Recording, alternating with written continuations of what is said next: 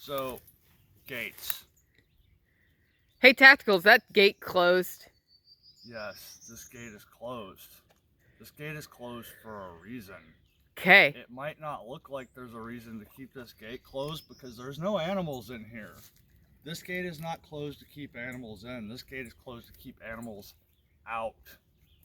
So, gates should always be left in the state that you found them. If you see a gate that you think should be closed and is not closed, what do?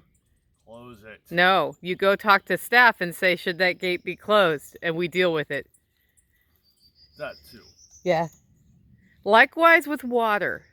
If water is on, do not turn water off. Come to us and say, we think the water should not be on. Yes. If water is off, do not turn water on. Come to us and think we think the water should be on. Yes. That makes everybody's life easier. Yes.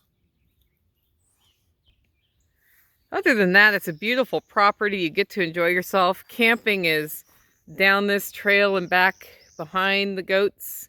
And there are several other places for you to camp. When you get here, somebody will show you when and how, where and how to park.